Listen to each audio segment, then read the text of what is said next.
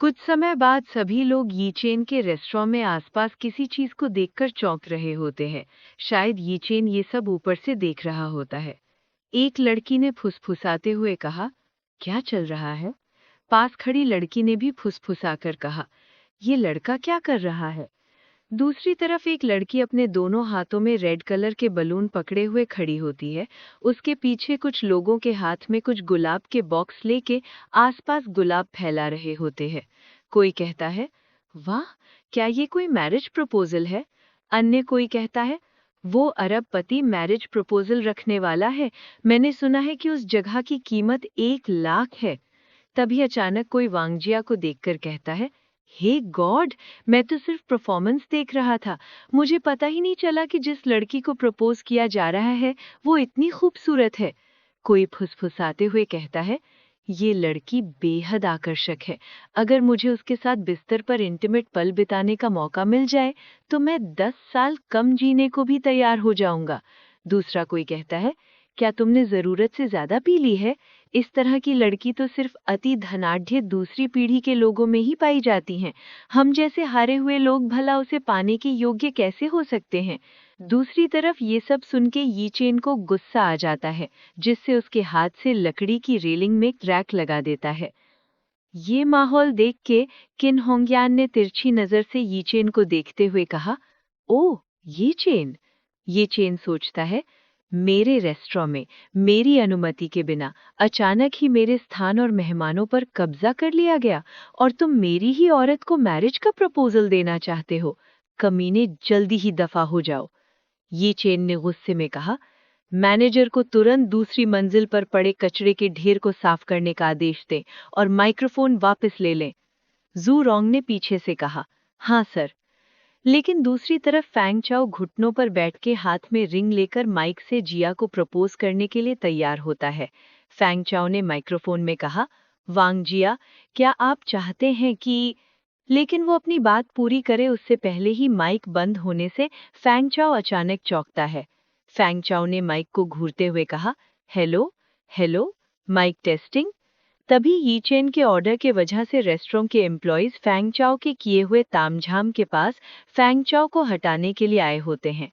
Fang चाओ ने चिल्लाकर कहा, अरे, तुम सब क्या कर रहे हो? उसी समय वो एम्प्लॉइज अपने साथ लाई हुई नुकीली पिन दिखाते हैं। फिर वो लोग फैंग चाओ के लाए हुए सारे बलून फोड़ देते हैं। फिर ये सब देख के फैंग चाओ चिल्लाने लगता है। फिर वो एम्प्लॉइज वहां पर फैंग चाओ के लाए हुए गुलाब के बॉक्स भी ले जाने लगते हैं। फैंग चाओ ने हड़बड़ाकर चिल्लाते हुए कहा, तुम ये क्या कर रहे हो? मेरे गुब्बारे क्यों फोड़ रहे हो? ये तो मेरे कन्फेशन वाले गुब्बारे हैं। अरे, मेरे गुब्बारे, इन्हें फोड़कर मत ले जाओ। ये देखकर आसपास के लोग हंसने लगते हैं। कोई कहता है, इस मसखरे को अब भी एक रोमांटिक प्रस्ताव देने की इच्छा थी। किसे पता था कि रेस्टोरेंट के एम्प्लॉइज द्वारा सभी गुब्बारों को पिन मारकर फोड़ डाला जाएगा। दूसरा कोई कहता है, मुझे लगता है कि ये प्रपोजल पूरा नहीं होने वाला है। वांग जिया ने अपने आप से कहा, तो फैंग चाओ मैरिज का प्रपोजल रखने वाला था? वांग जिया सोचती है, मुझे अंदर से सचमुच राहत की सांस महसूस हो रही है। कोई कहता है, हाँ, मैं बस नहीं चाहता था कि इतनी खूबसूरत लड़की की शादी एक दुष्ट अमीर दूसरी पीढ़ी के लड़के से हो। फैंग चाओ ने चिल्लाते हुए कहा, तुम्हारे रेस्टोरेंट के मालिक को यहाँ बुलाओ। धिक्कार है, क्या तुम्हें पता है मैं कौन हूँ? तभी यी चेन सीढ़ियों से नीचे आ रहा होता है। फैंग चाओ ने अभी भी चिल्लाते हुए कहा, मैं फैंग फैमिली का फैंग चाओ हूँ। तुम युनजाओ शहर में मेरी हैसियत के बारे में पता लगाने दो। ये चेन ने अपने अंदाज में कहा, तुम लोग यहाँ बेवजह क्यों चिल्ला रहे हो? अगर तुम लोग यहाँ पर खाना नहीं खा रहे हो तो बाहर निकल जाओ। मेरे मेहमानों को परेशान मत करो। फैंग चाओ ने गुस्से में कहा, ये चेन, तुम, ये सब तुम्हारा काम नहीं है। यहाँ से निकल जाओ। मैं इस रेस्टोरेंट के मालिक को ढूंढ रहा हूँ। उतने में ही जू रोंग और किन होंगयान दोनों ही यी चेन के आसपास आकर खड़ी हो जाती हैं। यी चेन ने एटीट्यूड में कहा, मैं ही इस रेस्टोरेंट का मालिक हूँ। ये सब सुनकर फैंग चाओ और वांगजिया दोनों चौंक जाते हैं। दोनों एक साथ कहा, क्या? फैंग चाओ ने चिल्लाते हुए कहा, क्या तुम युनजोंग युन के बॉस हो? अकड़ दिखाना बंद करो। मैंने जांच की है। जेंग होंग ने सिर्फ यही एक रेस्टोरेंट नहीं बेचा। युनजाओ शहर में उनके सभी रेस्टोरेंट एक ही व्यक्ति द्वारा खरीदे गए थे। फैंग चाओ ने उंगली दिखाकर चिल्लाते हुए कहा, कहते हैं उस व्यक्ति ने 60 मिलियन खर्च कर दिए। तुम्हारे जैसे कंगाल के पास इतना पैसा कैसे हो सकता है? तभी ये चेन अपने पास में झाड़ू लेकर खड़ी एक औरत को फैंग चाओ की ओर इशारा करता है। ये चेन ने बिना किसी भाव के कहा, आंटी। आंटी ने झाड़ू लेकर कहा, हाँ बॉस। ये चेन ने उंगली दिखाते हुए कहा, उसके चेहरे पर झाड़ू से मारो और मैं इस महीने तुम्हारी तनख्वाह को 10 गुना दूंगा। आंटी ने तुरंत कहा, ठीक है बॉस। इतना कहने के साथ ही वो फैंग चाओ के मुंह पर जोर से झाड़ू मारती है।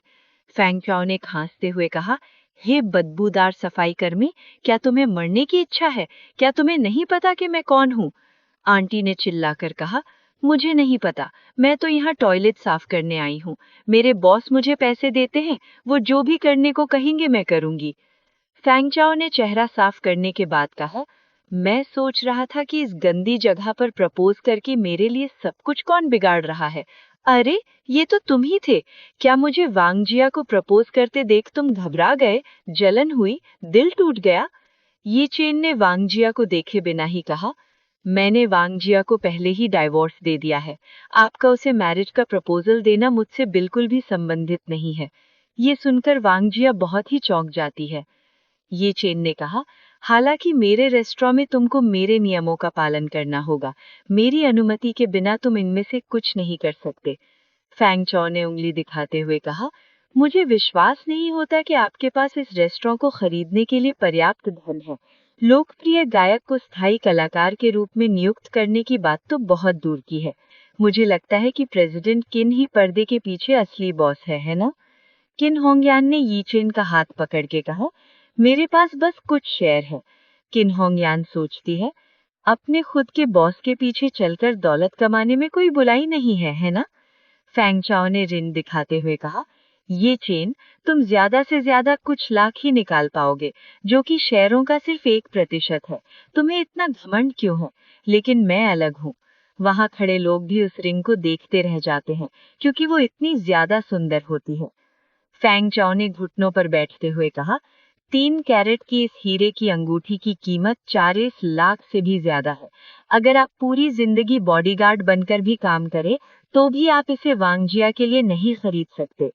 फैंग चाओ ने यी चेन को तिरछी नजर से देखकर कहा, वांग जिया, मुझसे शादी करो। ये देखकर वांग जिया चौंक जाती है। किन होंगयान सोचती है, फैंग चाओ यी चेन को अपमानित कर रहा है। किन होंगयान यी चेन को तिरछी नजर से देखते हुए सोचती है, लेकिन अगर वांग जिया मान जाती है तो ये चेन के साथ मेरे सफल होने की संभावना बढ़ जाएगी। ये चेन सोचता है, वांग जिया, क्या तुम इसे एक्सेप्ट करोगी? वांग जिया सोचती है, ये फैंग चाओ नियमों का पालन नहीं कर रहा है और ये चेन भी यहाँ मौजूद है। वांग जिया ने झूठी मुस्कान के साथ कहा, फैंग चाओ, ओ, क्या तुम मुझे इस बारे में थोड़ा ज्यादा सोचने का समय दे सकते हो? फैंग चाओ सोचता है, उनजाओ शहर की नंबर 1 सुंदरी होने के नाते, जैसा कि उम्मीद थी, मैं पहले प्रयास में सफल नहीं हो सकता। फैंग चाओ खड़े होते हुए कहता है, ठीक है, कोई जल्दी नहीं है, सोचने के लिए अपना समय ले। फैंग चाओ बॉक्स से अंगूठी निकालते हुए कहता है, लेकिन तुमको पहले हीरे की अंगूठी स्वीकार करनी होगी।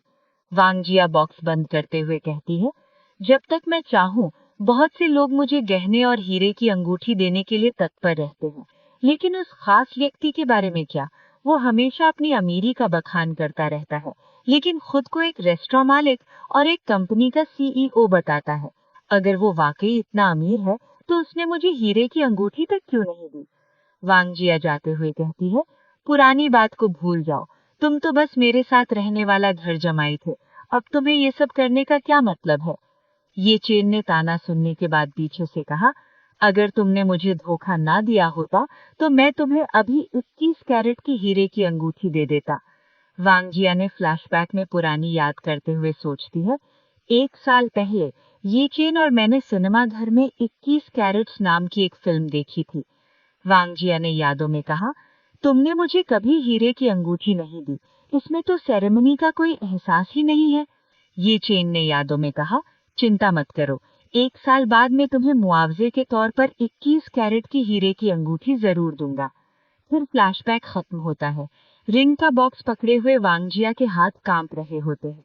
वांगजिया जाते हुए कहती है, झूठे। फिर थोड़ी देर बाद का सीन दिखता है, जहां ये चेन चाय पी रहा होता है। तभी किन होंगयान उसके पास आकर खड़ी हो जाती है। किन होंगयान ने ये चेन को देखते हुए कहा, हालांकि वांगजिया आज सहमत नहीं हुई, लेकिन उसने इनकार भी नहीं किया। शायद कुछ और कोशिशों के बाद वो मान जाएंगी। किन होंगयान सामने की चेयर पर बैठते हुए कहती है, प्रेसिडेंट ये चेन, क्या आप ये भी आशा करते हैं कि वांगजिया फैंगचाओ से शादी करें और फिर उनकी शादी के बाद एक दिन उन्हें ये बता देना कि तुम हुआसेंग ग्रुप के प्रेसिडेंट हो, जिससे वांगजिया को पछतावे का कोई मौका न मिले? ये चेन ने कप पर उंगली घुमाते हुए कहा, आपने आधा अनुमान सही कहा है। ये उनकी शादी के बाद नहीं, बल्कि उनकी शादी के दिन ही मैं वांगजिया को उस दिन के बारे में बताना चाहता हूँ, जिस दिन उसे लगता है कि उसकी शादी एक धनी परिवार में हो रही है। ये समझा लूंगा कि मैं ही असली धनी परिवार हूँ। उसी के साथ ये चेन की इमेजिनेशन दिखती है, जिसमें वांगजिया और फैंगचाओ शादी के कपड़ों में होते हैं। दोनों चौंके हुए होते हैं और फैंगचाओ डर के घुटनों के बल गिरा हुआ होता है। आज का अपना सफर यहीं तक का था। अब फिर मिलेंगे नेक्स्ट एपिसोड के साथ। Thanks for watching our videos. Please like and subscribe guys.